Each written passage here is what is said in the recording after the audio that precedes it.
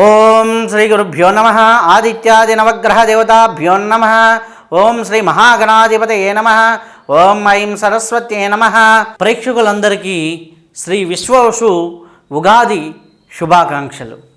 ఇప్పుడు మనం ఈ సంవత్సరం పంచాంగం ఏ విధంగా ఉంది అనే విషయాన్ని గురించి తెలుసుకుందాం. కుంభరాశి వారికి ఏ విధంగా ఉంది అంటే, ఈ యొక్క గ్రహ సంచారం ఆధారంగా చూసుకున్నట్లయితే పంచమంలోకి గురు సంచారం అనేది వెళ్తూ ఉంది.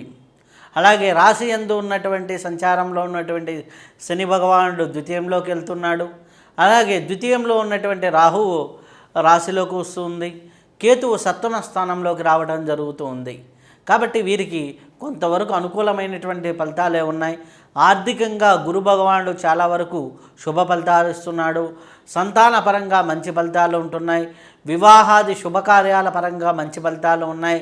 అలాగే కొన్ని పరిస్థితులు కొద్దిగా అనుకూలంగా అంటే ఏళ్ళనాటి శని ప్రభావంలో ఉన్నారు కాబట్టి కొన్ని పరిస్థితులు కొన్ని చిన్న చిన్న ఇబ్బందులు అయితే ఉంటూ ఉంటాయి. కానీ ఓవరాల్గా చూసుకున్నట్లయితే 100కి 65 నుంచి 70% వరకు అనుకూలమైనటువంటి ఫలితాలే కుంభరాశి వారికి ఉన్నాయని చెప్పవచ్చును. కుంభరాశిలో ఉన్నటువంటి ఉద్యోగస్తులకు ఏ విధంగా ఉంది అంటే, వారు అనుకున్న పనులు అనుకున్న విధంగా సాగుతూ ఉంటాయి.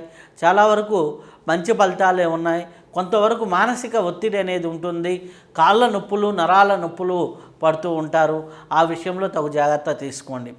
అలాగే ప్రైవేట్ రంగంలో ఉన్నవారికి కూడా ఉన్నతమైనటువంటి ఫలితాలు ఉన్నాయి. ఉన్నతమైనటువంటి ఆలోచనలతో ముందుకు వెళ్తూ ఉంటారు.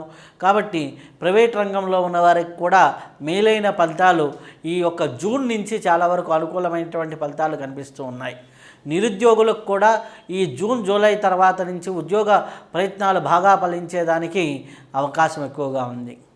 వ్యవసాయ రంగంలో ఉన్నవాడికి చాలా లాభసాటికైనటువంటి ఫలితాలు కనిపిస్తూ ఉన్నాయి. చాలా ఆర్థికంగా ఉన్నతి సాధించేదానికి కూడా అవకాశం ఎక్కువగా ఉంది. అలాగే ధనాన్ని కొద్దిగా కూడబెట్టుకునేదానికి కూడా వ్యవసాయదారులకు అవకాశం ఎక్కువగా ఉంది. అలాగే ముఖ్యంగా చూసినట్లయితే ఈ యొక్క విద్యార్థులకి ఉన్నత విద్యా అవకాశాలు మెండుగా ఉన్నాయి. అనుకున్న పరీక్షల్లో ఉత్తీర్ణులవుతూ ఉంటారు. చాలా సత్ప్రవర్తనతో ఫలితాలు పొందేదానికి ఆస్కారం ఎక్కువగా ఉంది. కాబట్టి విద్యార్థుల పరంగా చాలా అనుకూలమైనటువంటి ఫలితాలే ఉన్నాయి. స్త్రీల పరంగా చూసినా కానీ సంతోషకరమైన వాతావరణం ఉంటుంది.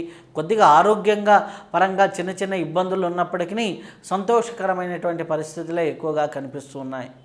కళాకారులకి కళారంగంలో ఉన్నవారికి మేలైన ఫలితాలు ఉన్నాయి. లాభసాటిగానే ఉంటుంది వాళ్ళకి. అలాగే రాజకీయ నాయకులకు చూసుకున్నట్లయితే చాలా వరకు అనుకూలంగా ఉంటుంది. మిత్రులని నమ్మకండి.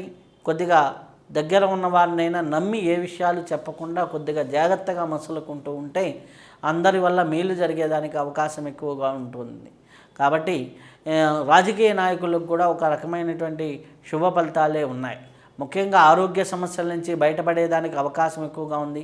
కొద్దిగా మానసిక ఒత్తిళ్ళు ఎదుర్కొంటూ ఉంటారు.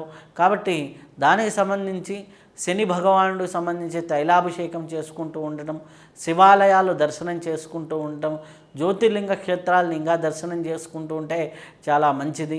తెలుగు రాష్ట్రాల్లో ఉన్నటువంటి పంచారామ క్షేత్రాలను కూడా దర్శనం చేసుకుంటూ ఉంటే చాలా మంచిది.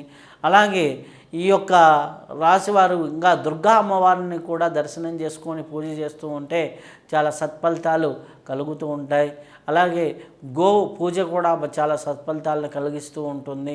కాబట్టి వీలైనంత వరకు ఆధ్యాత్మిక మార్గంలో ఉంటూ ధర్మమైన మార్గంలో ఉంటూ ఉంటే ఏళ్ళనాటి శని ప్రభావంలో వచ్చే తీవ్రతల నుంచి కూడా బయటపడేదానికి అవకాశం ఎక్కువగా ఉంది. కుంభరాశి వారికి ఈ యొక్క రెమెడీలను పాటిస్తూ ముందుకు వెళ్తూ ఉండండి. చాలా మెరుగైన ఫలితాలు పొందుతారు. ఇప్పటి వరకు మనం ఈ యొక్క రాశి యొక్క ఫలితాలు మనం తెలుసుకున్నాం. అయితే ఇది కేవలం గోచార ఫలితాలు మాత్రమే. అంటే గోచార ఫలితము అంటే ప్రస్తుత గ్రహస్థితిని గురించి చెప్పేటటువంటి ఫలితాలు. అలాగే మన కర్మచక్రాన్ని గురించి చెప్పేది, మన సంపూర్ణ జాతకం గురించి చెప్పేది మన జాతక చక్రం. జాతక చక్రము అంటే ఎప్పుడంటే మన పుట్టిన సమయాన్ని బట్టి వేసేది. ఆ పుట్టిన సమయాన్ని బట్టి వేసేది సంపూర్ణ జాతకము, ఇది గోచారము. ఈ రెండూ కలిసి శుభంగా ఉన్నప్పుడు చాలా అద్భుతమైన ఫలితాలు ఉంటాయి. ఈ రెండిట్లో ఏదో ఒకటి మైనస్గా ఉందనుకోండి, కొంతవరకు శుభ ఫలితాలు ఉంటాయి. ఈ రెండు కూడా మైనస్లో ఉన్నాయనుకోండి, అప్పుడు చాలా ఇబ్బందులు ఎక్కువగా ఉంటాయి. కాబట్టి మెరుగైన రెమెడీలు తెలుసుకోవాలనుకున్నా, ఇంకా యోగపరమైనటువంటి రెమెడీలు, అలాగే ఇంకా ఎక్కువ రెమెడీలు చేసుకొని మీ జీవితాన్ని పండించుకోవాలనుకున్నా మమ్మల్ని సంప్రదించవచ్చు. ఈ సమాచారం నచ్చినట్లయితే మీరు షేర్ చేయండి, అలాగే సబ్స్క్రైబ్ చేయండి. ఈ జ్ఞానాన్ని 10 మందికి అందజేయండి.